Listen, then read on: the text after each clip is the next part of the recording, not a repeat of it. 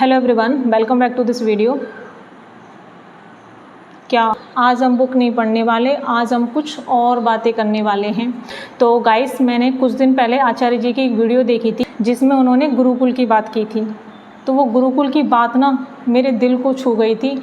वो गुरुकुल की बात जब मैंने सुनी थी ना, तो मुझे यही फील हुआ था कि काश मैं भी गुरुकुल जा पाती, काश आज के टाइम भी गुरुकुल की व्यवस्था होती तो मैं भी गुरुकुल जा पाती।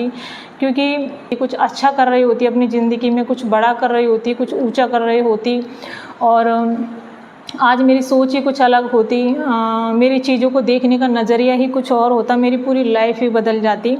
फिर मैंने सोचा कि मैं ही क्यों, आज के टाइम के सारे बच्चे गुरुकुल जा पाते, सारे बच्चे गुरुकुल जा पाते।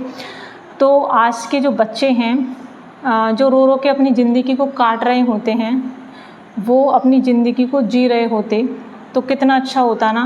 क्योंकि आप देखो कि जो बचपन का टाइम पीरियड होता है ना, वो किसी भी बच्चे के लिए सबसे इम्पोर्टेंट होता है, क्योंकि वो पूरी ज़िंदगी का निर्धारण करता है कि बच्चा आगे चल के अच्छा इंसान बनेगा कि बुरा इंसान बनेगा।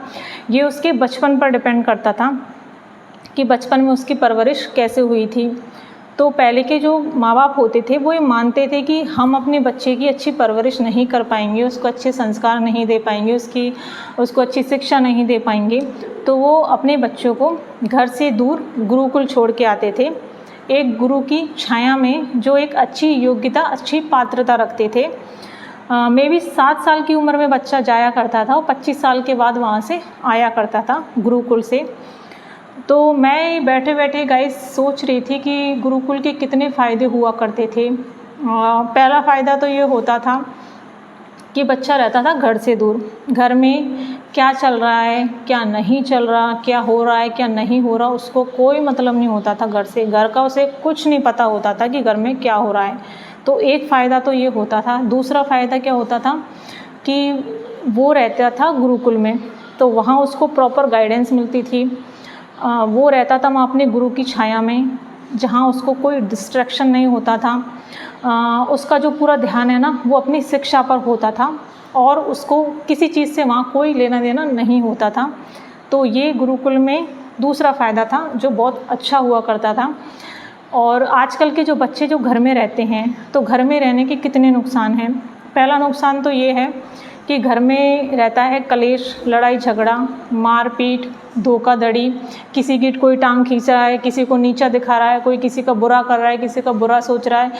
ये माहौल घर में रहता है और सबके घर में रहता है, किसी के में कम रहता है, किसी के में ज़्यादा रहता है। तो आजकल का बच्चा रहता है घर में रह के वो पढ़ाई कर रहा होता है।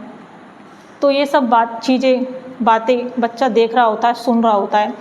तो इन सब बातों का बच्चे पर बहुत बहुत बहुत बहुत गंदा असर पड़ता है, बहुत गंदा असर उसके दिमाग पे। क्योंकि बच्चे का दिमाग बचपन में एकदम खाली होता है, एकदम खाली, एकदम स्पॉन्ज की तरह होता है। जैसे स्पॉन्ज होता है ना, उसको अपन पानी में डालेंगे तो पानी को एब्जॉर्ब कर लेगा, उसको अपन कीचड़ में डालेंगे वो कीचड़ को एब्जॉर्ब कर लेगा। वैसे ही बच्चा होता है बचपन में, उसका एकदम खाली दिमाग होता है। वो जो भी चीज़ें देखता है, जो भी सुनता है, वो अपने अंदर डालता जाता है।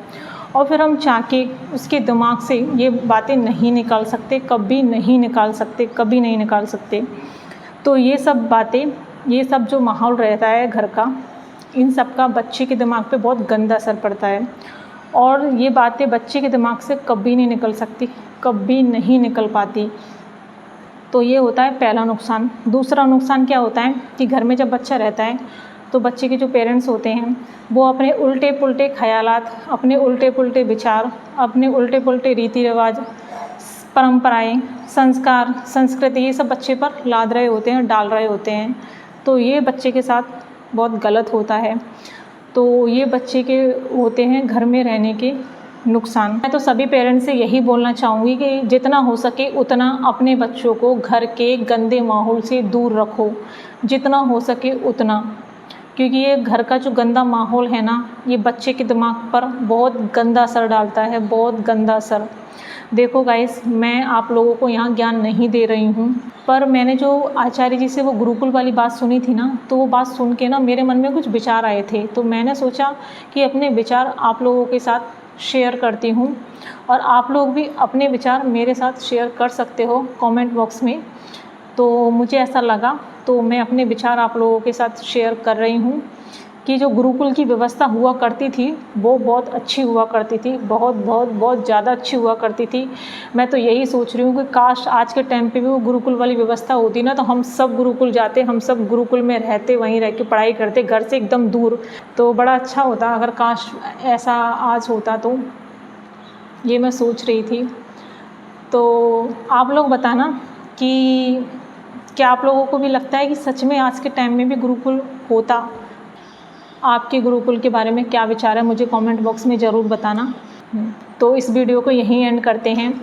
स्वस्थ रहना, मस्त रहना, मिलते हैं आपसे अगली वीडियो में।